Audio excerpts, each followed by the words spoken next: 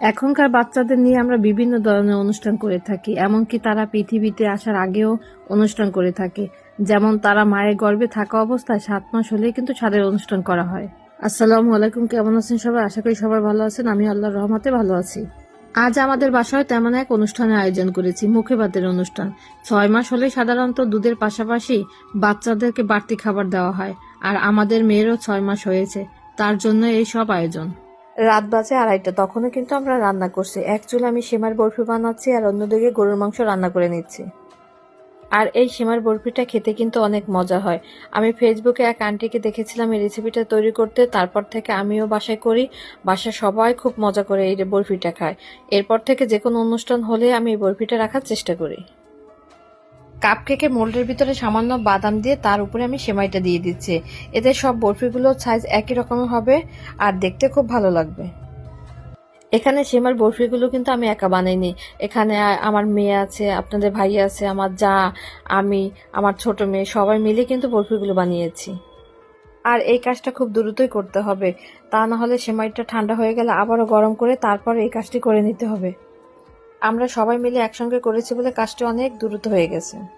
এখানে আবার কেকের কিছু কাজ বাকি ছিল, সেটাও করে নিচ্ছি। একটি টপার বসিয়ে দিয়েছি আর কিউট একটি বাবু ময়ের উপরে বসিয়ে দিয়েছি। আর একটা লেখা ছিল, এতদিন দুধ খেয়েছি এবার খাবো ভাত, আমার মাথায় চাই তোমাদের দোয়ার হাত। লেখাটা কিন্তু অনেক সুন্দর। আর এই লেখাটা আপনাদের কাছে কেমন লেগেছে সেটা কমেন্টে বলে যাবেন। এই মুখে ভাতে থিম কেকটা আপনাদের কাছে কেমন হয়েছে? এটা কিন্তু আমার প্রথম করা কেক। এখানে আমি কতগুলো পায়েসের বাটি সাজিয়ে নিচ্ছি।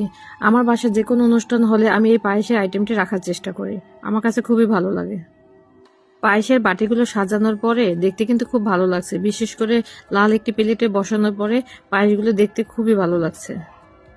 একদিকে আমি আর আমার যা রান্না নিয়ে ব্যস্ত, আর অন্যদিকে আমার মেয়েরা রুম সাজানো নিয়ে ব্যস্ত। তাদের বোনের মুখে ভাত, তাই তারা খুবই এক্সাইটেড, এজন্য তারা রুম সাজিয়ে নিচ্ছে। এমনকি আপনাদের ভাইয়াও কিন্তু আমার মেয়েদের সাথে রুম সাজিয়ে দিয়েছে। এখন আর বেলুন ফুলাতে তেমন একটা সময় লাগে না, তারা জানে কি কিনে নিয়ে এসেছে, এটা দিয়ে খুব দ্রুতই বেলুনগুলো ফুলিয়ে নিচ্ছে।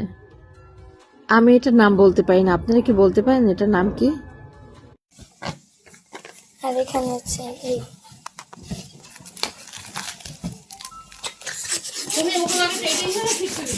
রুম সাজানোর পরে রুমের লুকটা কেমন হয়েছে একবার আপনাদেরকে দেখিয়ে দিচ্ছি। এই অনুষ্ঠানে আমি কিন্তু আরো একটি কেক বানিয়েছিলাম। উপরটা ছিল মুখে ভাতের থিম কেক আর নিচেরটা ছিল পেস্ট্রি, আর এখানে বরফি ছিল কিন্তু সেটা ভিডিও করা হয়নি। ইয়া আল্লাহ, আমরা যারা হাসতেছি আমাদের হাসতে জান্নাতি হতে পারে তৌফিক দিয়ে দাও। আমিন। ইয়া আল্লাহ, সমস্ত দোষ ত্রুটি জিনের আসর জাদু বান্টরা মিলাদের পরে বাবুকে হুজুরের কাছে নিয়ে আসা হয়েছে, কারণ বড় হুজুর বাবুর মুখে আগে ভাত দেবে, এরপর আমরা এক এক করে সবার মুখে ভাত দেবো। আজ বাবু না অনেক কান্না করছে। কেন যে এত কান্না করছে, হয়তোবা এত লোকজন দেখেই কান্না করছে। আর বাবুর জন্য না আমি একটি প্লেট সাজিয়ে নিয়েছি। আপনাদের ভাইয়া প্লেট এনে হুজুরের সামনে দিয়েছে, এবার হুজুর বাবুকে খাইয়ে দেবে। মেয়ের তো কান্না কিছুতেই থামছে না, কি আর করা, হুজুর তার ভিতরে ওকে পায়েস আগে খাইয়ে দিয়েছে।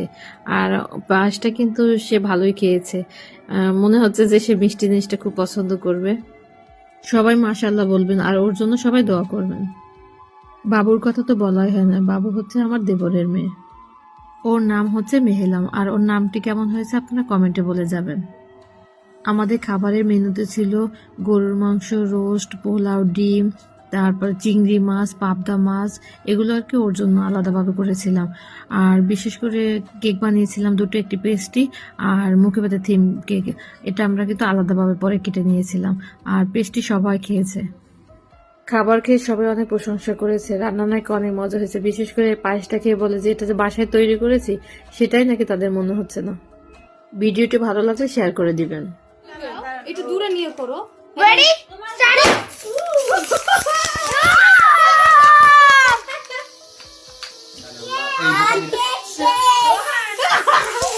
বাবু চোখে পড়বে রে পানি কেমন এই গেলাম। এই আমি না পলাইছে, ও বুঝে গিয়ে হেলে নিয়ে যখন পলাইছে।